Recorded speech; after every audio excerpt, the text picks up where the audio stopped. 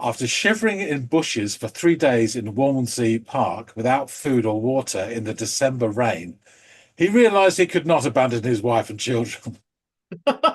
So he went home in the middle of the night and hid in the shed for a week while his spouse, Pauline, sneaked him cups of tea and sandwiches.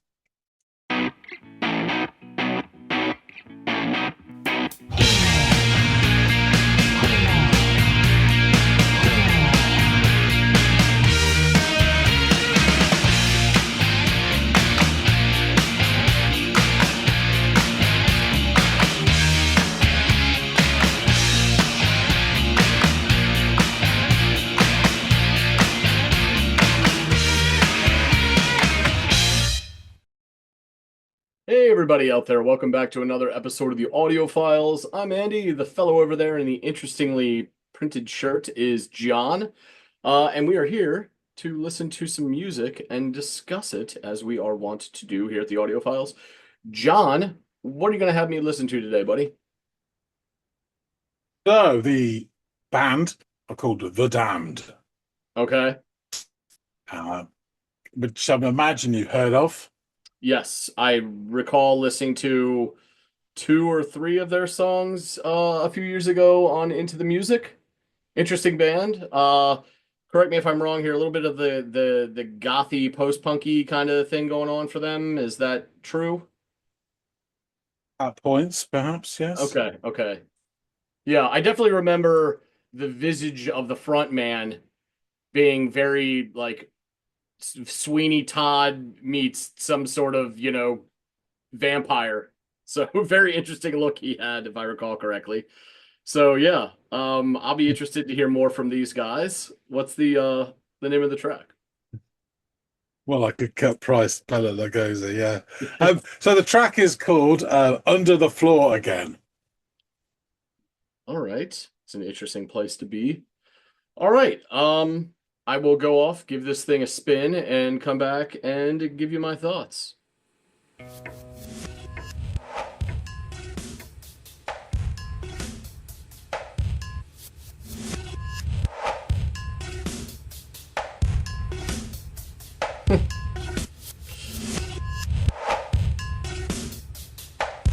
This is interesting. Under the floor again. It was abrupt. Once I was up and in the air, and now I'm down.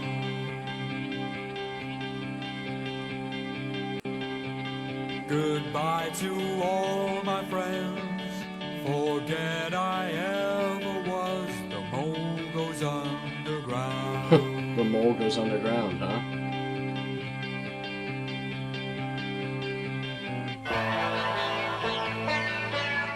Ooh. These Eastern twangs.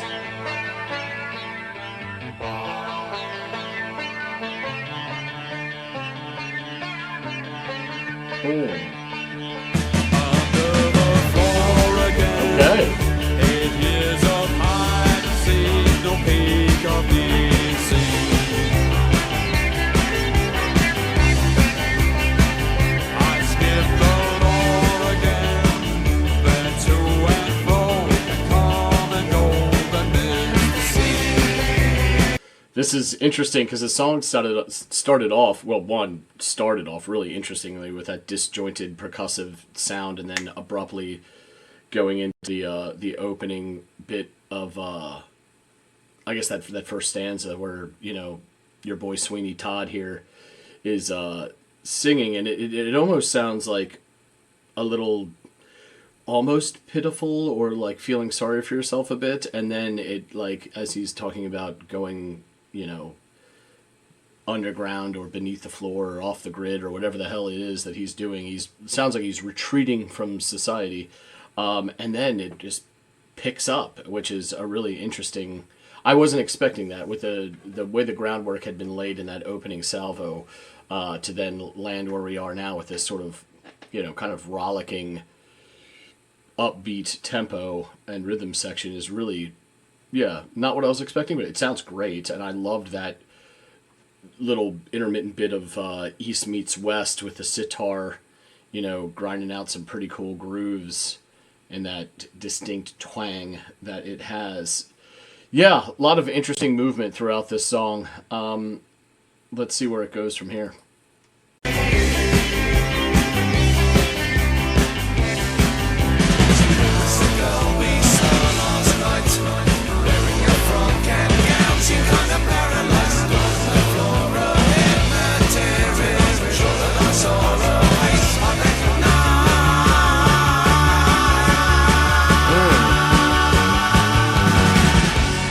Don't say a word.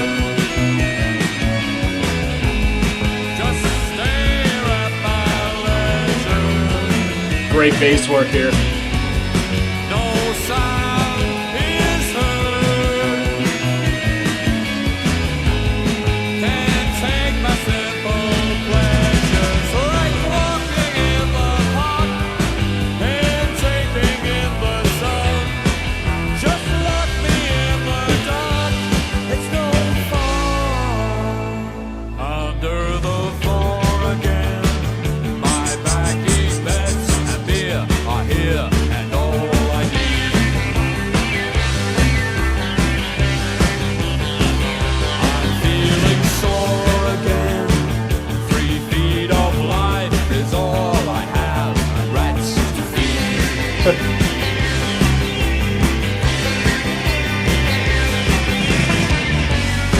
Won't say a word.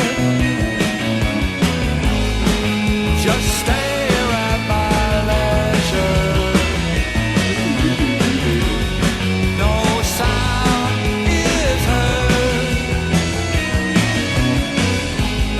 Can't take my simple pleasures like breathing in the air. It's cleaner than the stuff I've had in recent months. It's no fun. It's a really interesting line. I mean, there have been a few that I've been able to catch bits and pieces of, or what I think I've caught bits and pieces of. But he says, "I can't take my simple pleasures like breathing in the air. It's cleaner than the stuff that I've had in recent months." One that instantly makes me think of like drug use. I know he's perhaps talking about literally living under floorboards or whatever. But I just can't. I mean, the use of clean and this. I don't know, just the idea of being dodging the law and being hiding away from society just makes me think of just being hauled up on a drug fueled bender for a while and divorcing yourself from society. Now I understand that that's probably an opinion jaded by me having heard so many songs devoted to narcotic addiction. So perhaps I'm completely off base here, but it definitely made me think of drug use and this idea of like emerging from that haze and breathing fresh air and being like, oh shit, this is jarring. All right, let's see where we go from here. This is so many different movements throughout this song that I actually really, really like the way it's going from one bit to the next, and the interesting choice of some of the instrumentation in this is really cool too.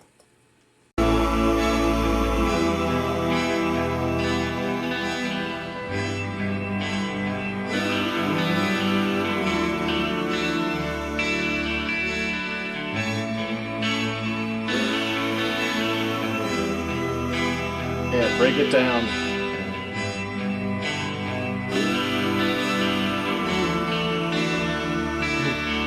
Some funny images in this video.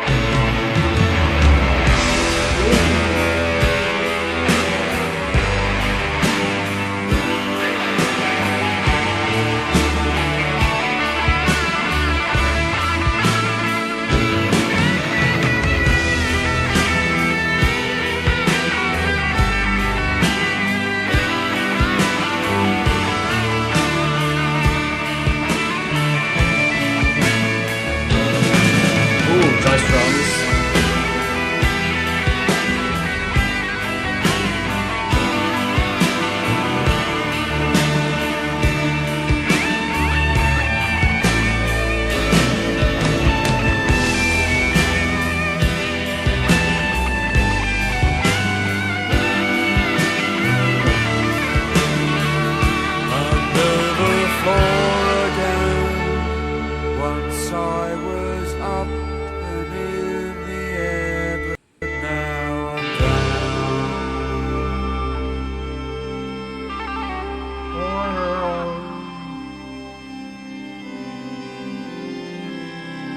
organs kind of settling the song back down.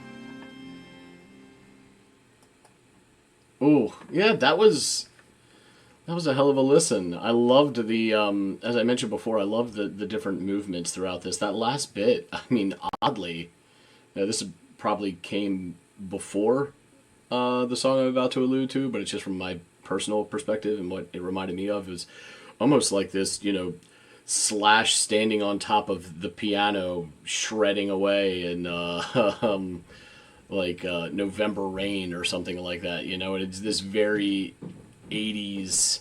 They broke the beat drops out, they start building it back up, and it's culminates in this very 80s style lead guitar motif that, yeah, for whatever reason made me think of Slash up there with his top hat and curls just going at it. But yeah, this is really a lot of fun in how well, one, the way it started, I had no idea where we were going to go from there. And then again, there's this kind of like semi-pitiful woe is me kind of opening bit, and then it really opens up into something so much more than that with, I believe, touches of organ and some really interesting sitar use, and then that really full lush lead guitar motif that kind of takes us out before the organs again kind of gently brings everything back down to earth, or under the floor in this case.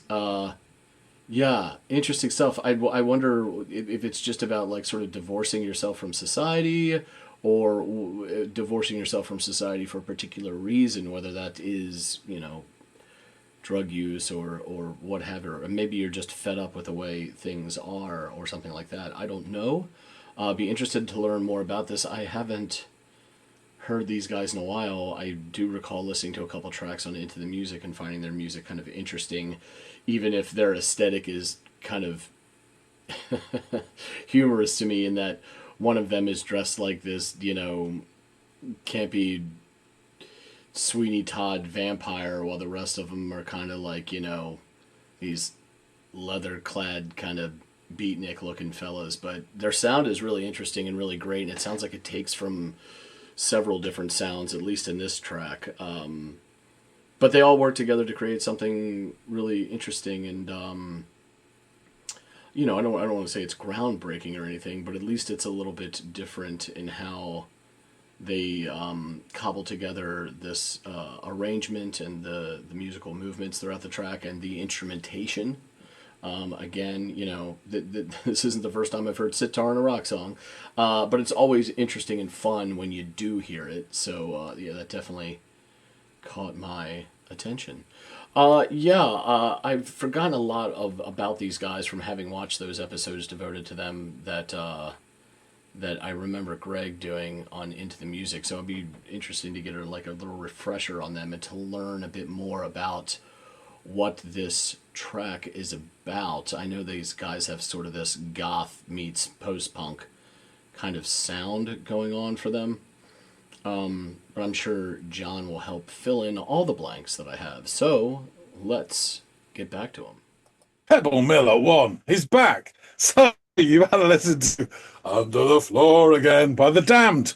What make you of it? Oh, well, this was it was really, I liked the song a lot. Some of the visuals I had to avert my eyes to keep me from laughing out loud.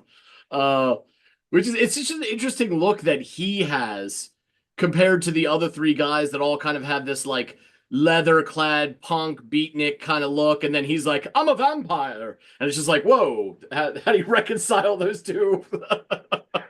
But it works, I guess it works for them. So yeah, the song begins, and we get about treated to about like 20 seconds of this interestingly disjointed percussive sounds before it abruptly finding its footing in the form of some pretty picked guitar work and the vocalist joining the mix. He delivers the titular line to begin the opening stanza. Go ahead. Sorry, Andy, just before you get into it.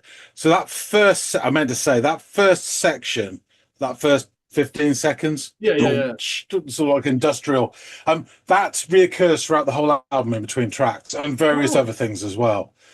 So it kind of isn't really part of the song, but they've included it in the clip. I yeah. meant to say. So you can just to put that to one side, Okay. it's nonsense. Either way, I mean, yeah, I guess It's held up. interesting though. Yes, it is. That's exactly what I was going to say. It's still interesting, and like, if anything, it was like this little amuse bouche that got my attention Yeah. and fixed on the music. So, um, interesting nonetheless. So yeah, the he delivers the titular line to begin the opening stanza. He sings of once being up in the air but now being down, and bids goodbye to all his friends, and then sings forget I ever was, the mole goes underground. It's all really pitiful in this opening line, and very like yeah, I don't know, it's self-deprecating or a woe is me type feel, which is fine. That's okay. There's plenty of songs out there that do that. I just thought what was really interesting is that it changes from there and becomes quite upbeat, which is something that I didn't see happening. So back to this portion, it sounds like he's going off the grid or he's disappearing from society in some way, shape, or form.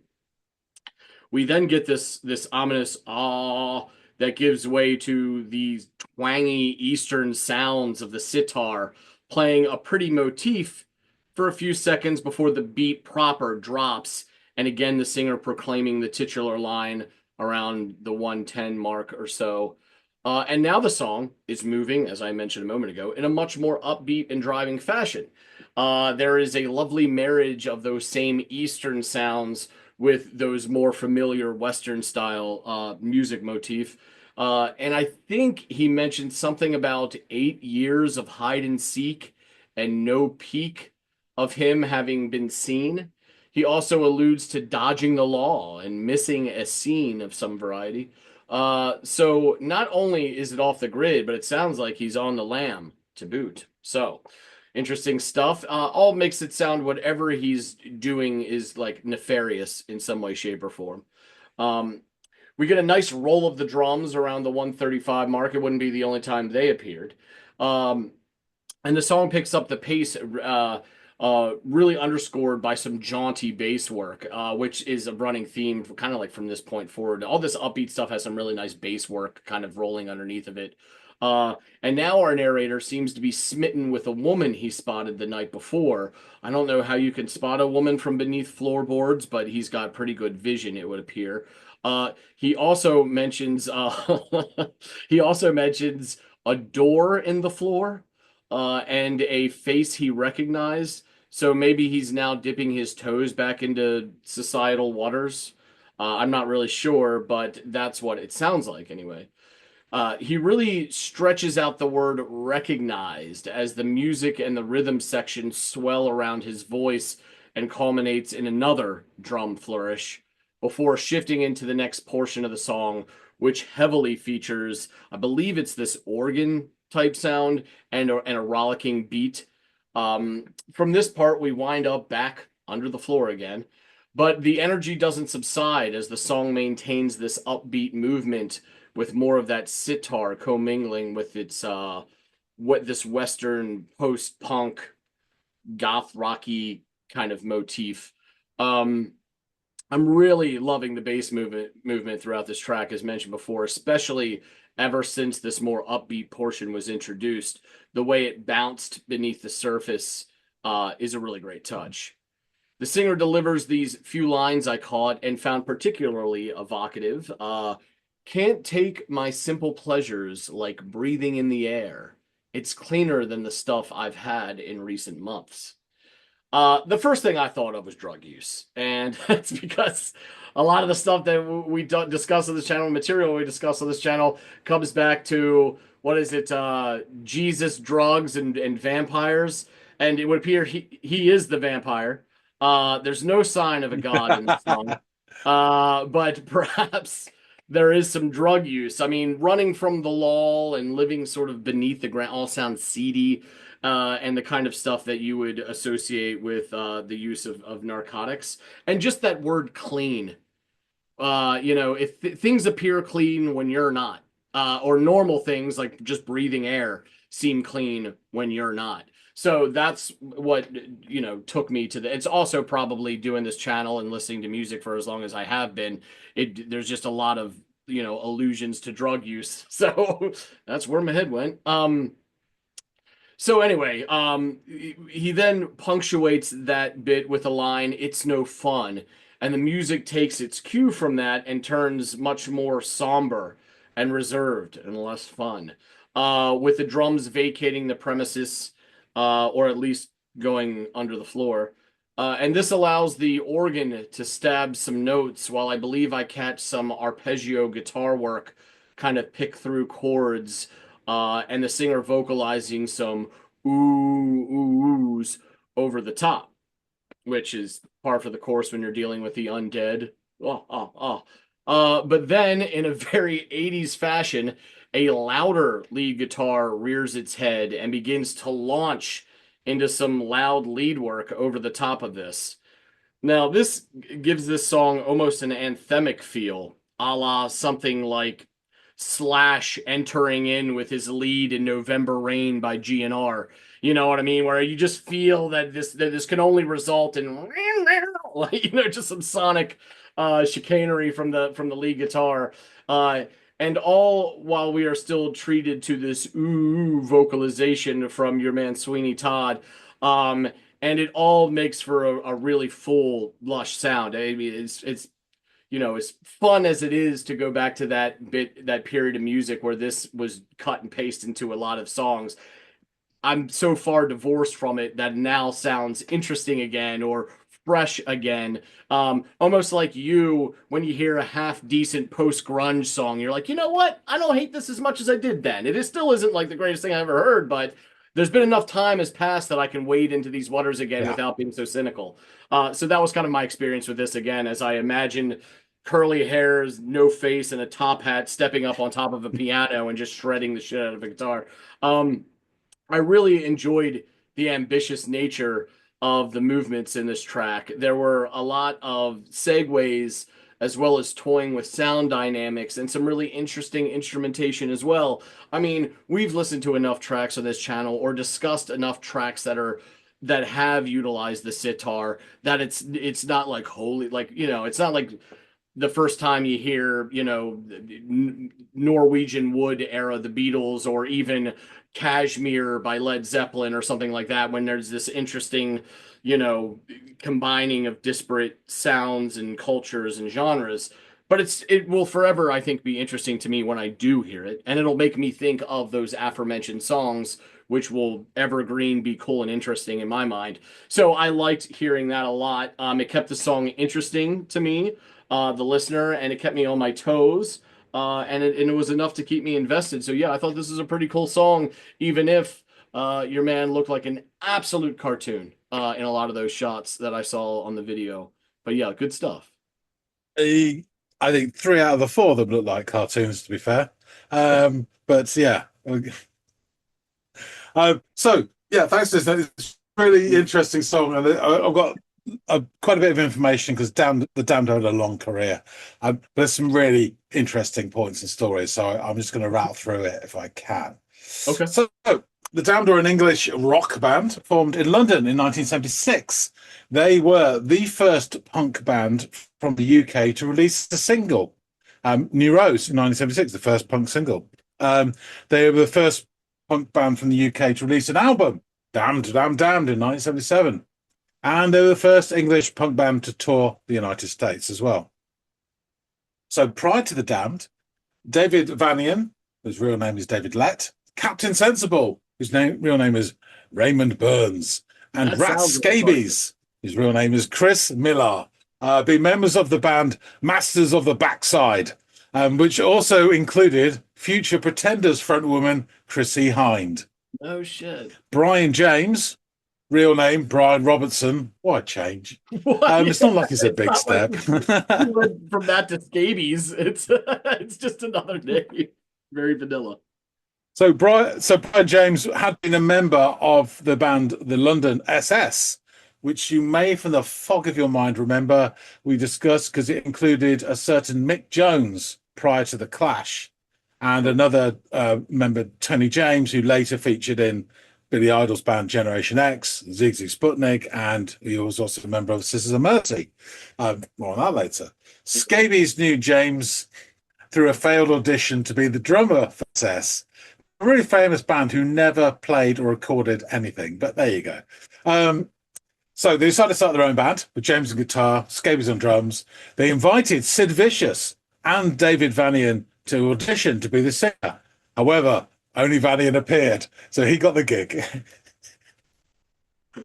Sensible became the guitar's bassist, and the four called themselves The Damned. Chrissy Hine would later write, "Without me, they were probably the most musically accomplished punk outfit in town." So they played their first show in July '76, supporting the Sex Pistols at the 100 Club. And then in October, 5 weeks before the release of Anarchy in the UK, Stiff Records put out the Damned's first single, New Rose. The B-side was a fast-paced cover of the Beatles' Help. New Rose was described by critic Ned Radgett as the deathless anthem of nuclear-strength romantic angst. Their debut album, Damn Damn Damned, was released in February '77, produced by Nick Lowe. The band toured to promote the album in March, opening for T-Rex on what would be their final tour before Mark Bolan's death later in September. And then in the spring, they became the first British punk band to tour the States. Now, I don't know about this, but according to Brendan Mullen, founder of the LA club The Mask, their first tour of the US found them favouring very fast tempos, helping to inspire the first wave of West Coast hardcore punk. Author Ian Winwood wrote, "In terms of placing boots on the ground, it is the Damned who can be credited for having the most influence on American punk rock." I'm not sure about that, because you did have a certain band already in the States by the name of the Ramones, who were quite quick as well. So, I don't know. Anyway, they unsuccessfully tried to recruit the reclusive Syd Barrett to produce their second studio album. Couldn't get him, obviously. So they settled for his Pink Floyd bandmate, Nick Mason. It was released. It was called in '77, late in '77. It was called Music for Pleasure, and it went down like a bomb. Universally panned. In its failure as a record, led the band to be jettisoned from Stiff Records. Rat Scabies was displeased, and he quit the band as well. He was replaced by future Culture Club drummer John Moss, who played with the Damned till they dissolved in February '78. This is all very interesting stuff. Yeah. Band went off, worked on different things, some side projects. Scabies formed a one-off band called Les Punks for a '78 gig, which featured Scabies, Vanian, Sensible, and bassist Lemmy of Hawkwind and Motorhead. Imagine that. Yeah. The band went back to becoming the Damned again. I've come to find out that Lemmy had he dipped his toes in a lot more things than I thought he had or knew he had a few years ago before I started doing a deeper dive into stuff. And I was like, wow, man, he really got around there for a while. He did. So they went back to being the Damned again. They returned to the studio and brought out their third album, 1979's Machine Gun Etiquette, which featured a strong 1960s garage rock influence. So they're starting to evolve from a punk band.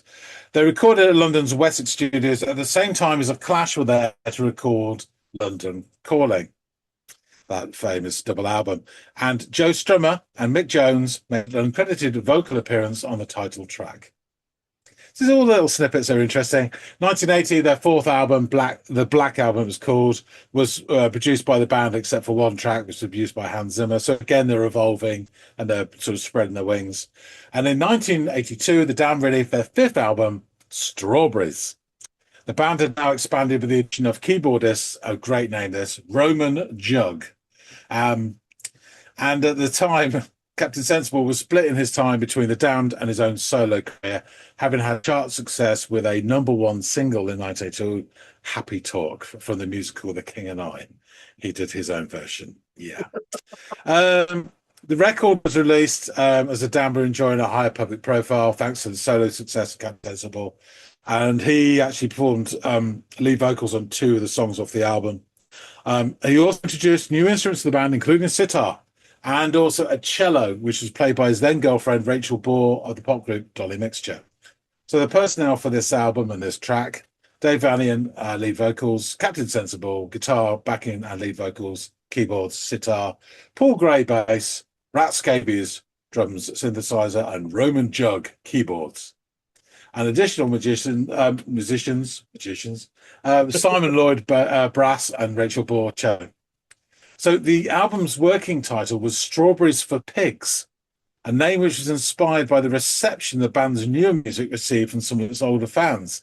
As Vanian explained, we were playing a lot of new material and we'd had an audience that didn't want to hear anything. They just wanted to hear Neat Neat Neat and New Rose, their old singles. Yeah, I know. Neat, they just wanted to smash everything. And they weren't interested in hearing music at all. So at one point, I turned around, this is during the gig, and said, it's like giving strawberries to a fucking pig, this gig, you know? And that stuck in our minds, and we used it. So that's why it's called Strawberries. That's great. I got to... In 1982...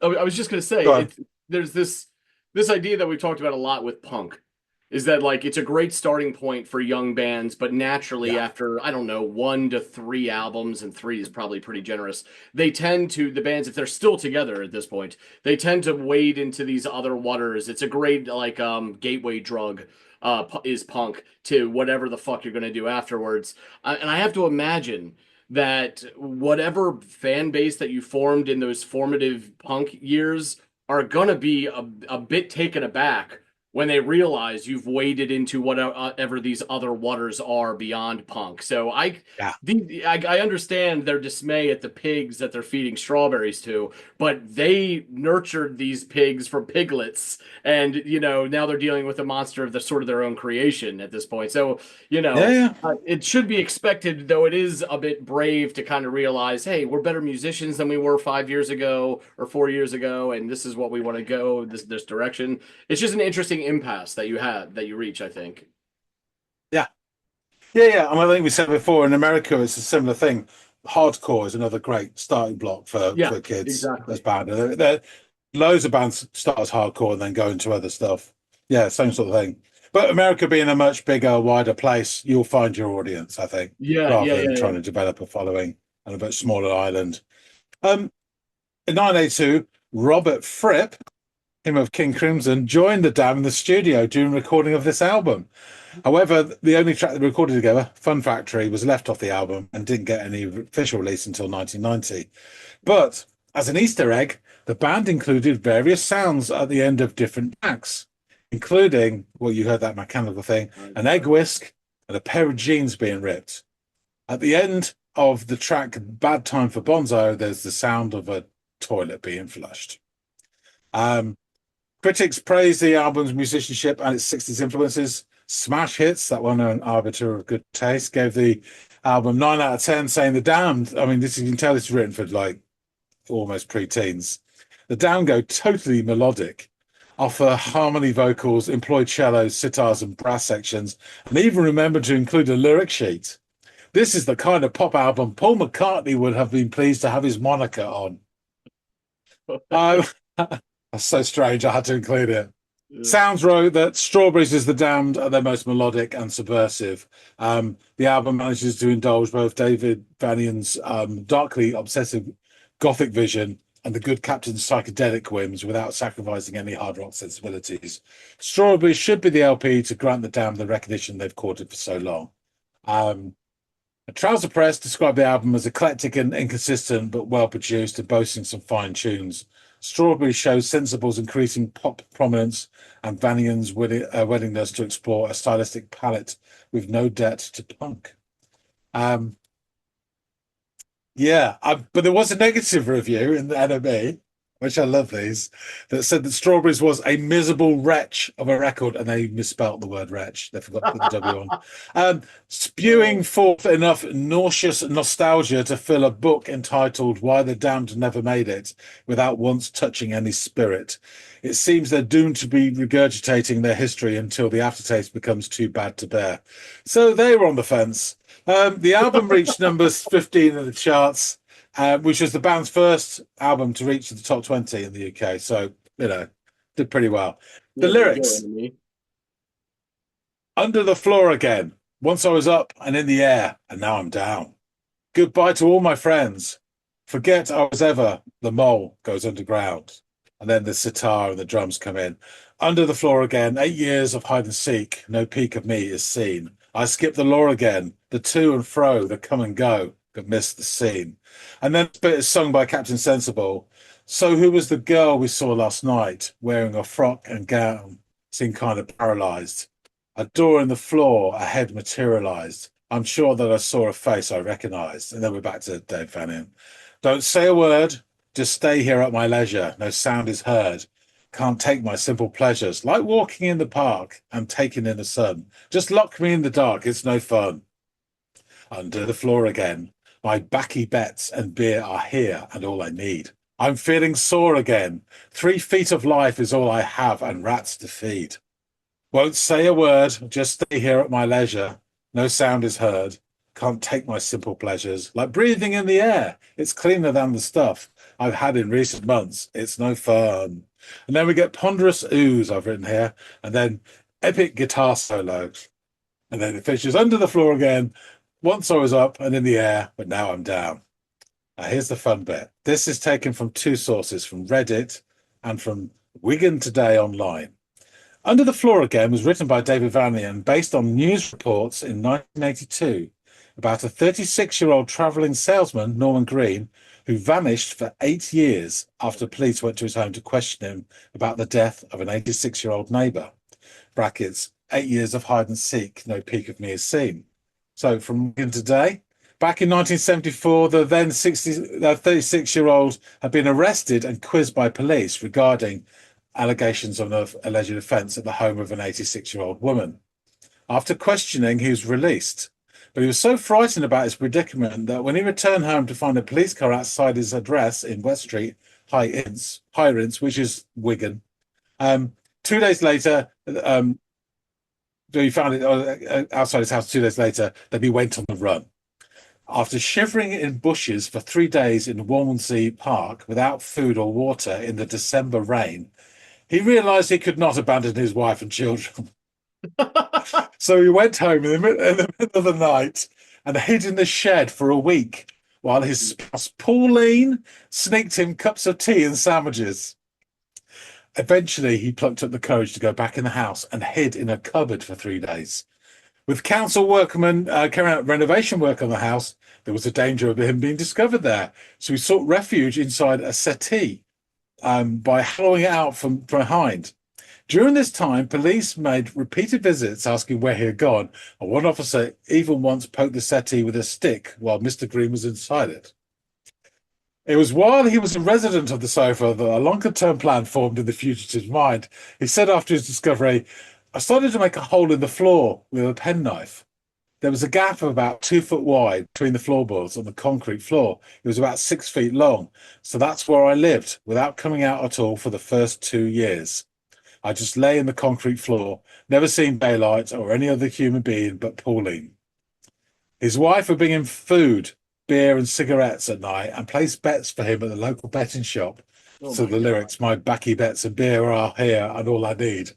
But his tomb-like bolt hole was beginning to have an adverse effect on his health, and his weight plummeted to 7 stones.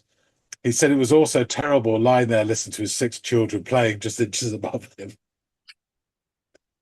After 2 years, he began to emerge when no one else was around and was confronted in the mirror by a straggly-haired and bearded Robinson Crusoe figure. However, while incarcerated, he would wear his wife's clothes in the house in case any visitors wondered why there were men's clothes around. Oh my God. He began to see his children again. He began to see his children again, but they were always out of the room when he came out from under the floorboards, so they never knew where he was hiding. He was rumbled once by a 3-year-old Christian Coates who saw the Fagin-like Mr. Green in the lounge playing with his children, but despite telling his family, no one believed him. Norman was eventually found out by a friend of his daughter's who spotted him peering out from under the floorboard, epitomising the lyrics of the song. But who was that girl we saw last night wearing a frock and a gown? She's kind of paralysed. A door in the floor, a head materialised. I'm sure I saw a face I recognised. Oh so in March 1982, Police responded to the neighbour's tip-off that the game was up.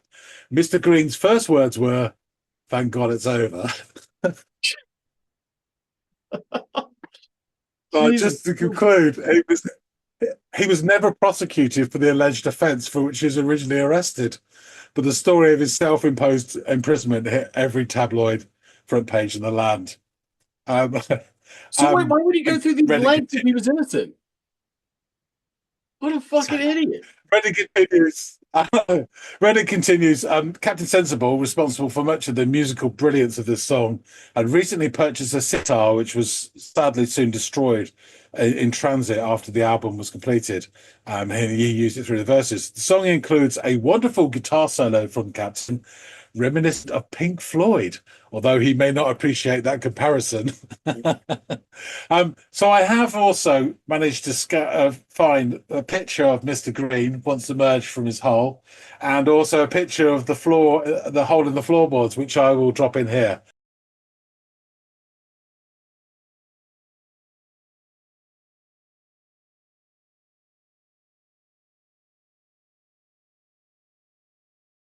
So, to continue the story of the Damned, in 1984, the Damned performed a legendary slot on the BBC Two sitcom The Year Ones with their song Nasty, which featured a new bassist, Bryn Merrick, who replaced Gray, and both Jug and Sensible on guitar. Sensible played his last concert with the band at Rockport Park before leaving to pursue his solo career. From the earliest days of the band, Vanian had adopted a vampire-like appearance on stage with chalk white makeup and formal dress. With Sensible gone, Vanian's image became more characteristic of the band as a whole. The Damned signed with SCA and brought out the album Phantasmagoria, which followed in 1985 and hitting the number 11 spot, preceded by the single Pretty Fiendish, which got to number 21 in the UK charts. And then the following year, in January 86, the non-album single Eloise, which is a cover version of a 1968 hit by Barry Ryan, got to number 3 in the charts in the UK, and it was the band's highest ever, single. And it was everywhere, that song. The follow-up album in 86, Anything, was a commercial disappointment, peaking at 80, and then they then started the old, musical chairs in terms of lineup. So in 93, the band reformed with a new lineup with scabies, Vanny, and guitarist Chris Dollymore, formerly of the Godfathers, Alan Lee Shaw, and bassist Moose Harris, formerly of New Model Army. Around this time, there were 2 high-profile cover versions of Damned songs. Guns N' Roses recorded New Rose for their Spaghetti Incident 93 album, while The Offspring covered Smash It Up for the Batman Forever soundtrack in 95. Yeah. Both cover versions sort of created a bit more exposure for the younger audience of the Damned sound. So the Reformed Damned toured, released a new album, Not of This Earth, in 95, which was promoted by Long Tours. However, by the time the album was released, the Damned had split up again. Sensible then rejoined Banning in 96, and yet another formation of the Damned appeared. This initially featured bassist Paul Gray again, who was later replaced by Patricia Morrison, previously of Bags and the Gun Club and the Sisters of Mercy. Okay. By February 99, the Damned consisted of Vanny and Sensible, Morrison, and new recruits Monty Oxymoron on keyboards and Spike T. Smith on drums. Morrison and Vanian actually married and had a daughter, Emily, in 2004. Around this time, Morrison retired from performing with the band, although she remained involved as the band's manager. The band have continued to split, reform, change members, welcome back original members, tour, release the odd album, and the latest being Darkadelic in 2023. So they're still going in some form or other. And at time of recording, they're together. They may have split by the time I finish this sentence, but yeah, you get the idea. So this, the story, the fact it's a true story, and the pictures of him as well is just really funny. That some people are just idiots. Truly, the lengths they'll go to avoid nothing. Really, this is wild to me because he didn't even end up having to serve time. It was this self-imposed multi-year sentence for nothing. Yeah, he served time, but in his own home, and in worse conditions than he got to graduate. Good Lord. I would have to imagine that the prison system in England at the time was far better than living in like a 2x6 fucking concrete floor beneath, hardwood floors. Like a creeper just live. I mean, That's bless his wild. wife, because she probably had to empty his potty every day as well and Yeah, I would everything, you think. know. Yeah. Wow. Jesus. Anyway, that's it was a really interesting song by the Damned and shows the sort of musical sort of spreading their wings from the early punk stuff, which I do love. But this Yeah. is just a bit more interesting. And as you say, that sort of guitar solo at the end, this is 1982, so it precedes all the hair Yeah, metal yeah, stuff and and I Guns N' said Roses. that in the reaction, I was like, my point of reference is I'm sure something that comes well after this, but I can't help but notice that. And then they said Pink Floyd-esque lead guitar, and here I've cited a band not quite as great as Pink Floyd, but nonetheless, something that I wouldn't think to associate with this band that started off, Yeah. cutting their teeth in Oh, I punk. see it exactly. Yeah. Right, okay, so thanks for listening, Sandy. It's a lot of fun, particularly the backstory as well. Folks out there, tell us what you think. If you're a fan of Strawberries, this song, you must be. Hit the like button if you like this. Drop the comments. We'd love to hear from you. If you haven't subscribed already, please do. And you can get your own 6x2 hole in the floor, which you can settle in and have a woman called Pauline bring you sandwiches and beer and take that to you down at that Brooks. Guaranteed. That being said, thanks so much for watching, and we'll see all of you on the next episode of the Audiophiles. See you later, guys.